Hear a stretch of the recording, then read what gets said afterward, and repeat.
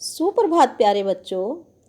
कार्यपत्रक 44, विषय है हिंदी। कविता का नाम है बच्चे काम पर जा रहे हैं। कक्षा है 9th क्लास। पहले बेटा अपना नाम लिखोगे, फिर कक्षा अध्यापिका का नाम लिखोगे। दिनांक है 14 अक्टूबर 2020। तो बेटा हमने भाग 1 पिछले कार्यपत्रक में पढ़ा था।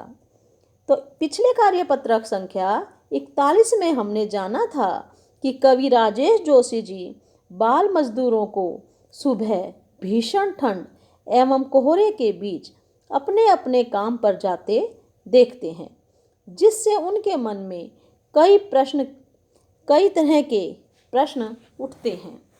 उनको यह समझ नहीं आ रहा है कि क्यों ये बच्चे काम अपना मन मारकर इतनी सुबह सुबह ठंड में काम पर जाने के लिए विवश हैं। अब उससे आगे बच्चे काम पर जा रहे हैं। क्या अंतरिक्ष में गिर गई हैं सारी गेंदें? क्या दीमकों ने खा लिया है सारे रंग बिरंगी किताबों को? क्या काले पहाड़ के नीचे दब गए हैं सारे खिलौने?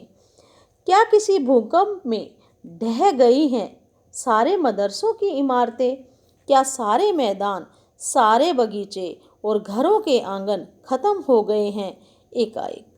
तो बेटा इसमें जो हमारे कवि हैं राजेश जोशी जी, वो बाल मजदूर बच्चों के लिए ये सारी बातें कह रहे हैं।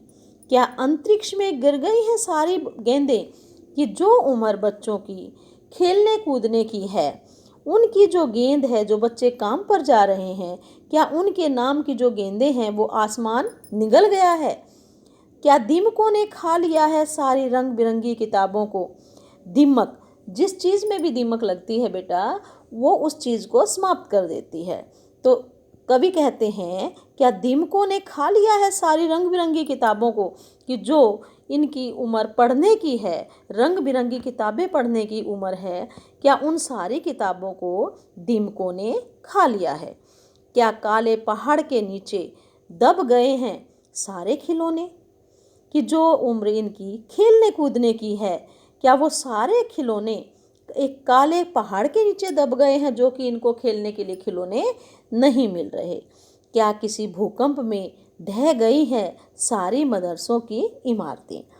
कि इनके लिए कोई विद्यालय नहीं है, कोई मदरसा नहीं है? क्या इनके लिए जो इमारतें बनी थी, क्या वो भूकंप के अंदर ढह गई है? कि भूचाल आ गया है जो इनके लिए मदरसे नहीं हैं? क्या सारे मैदान, सारे बगीचे और घरों के आंगन खत्म हो गए हैं एकाएक?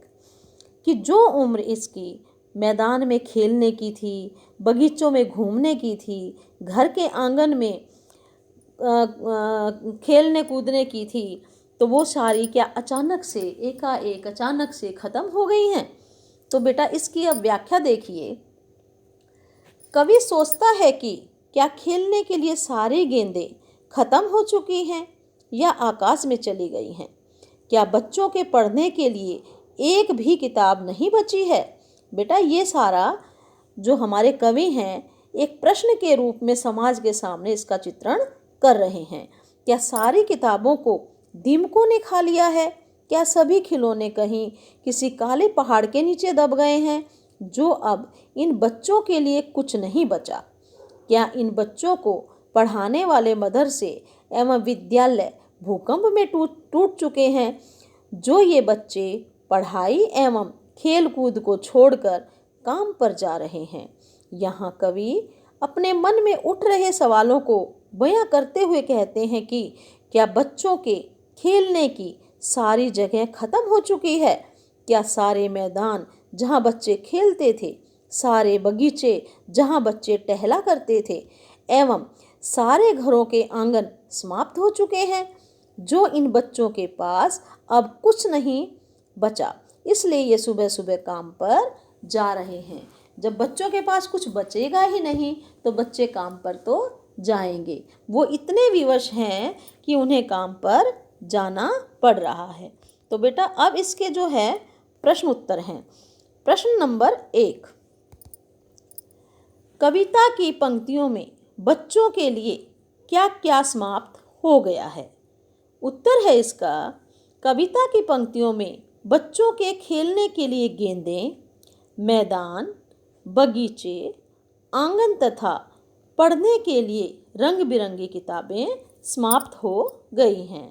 प्रश्न नंबर 2, आपके विचार से क्या सभी बच्चों को खेल कूद और शिक्षा के समान अवसर प्राप्त हैं?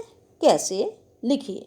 उत्तर है नहीं, हमारे विचार से सभी बच्चों को खेल कूद और शिक्षा के समान अवसर प्राप्त नहीं होते।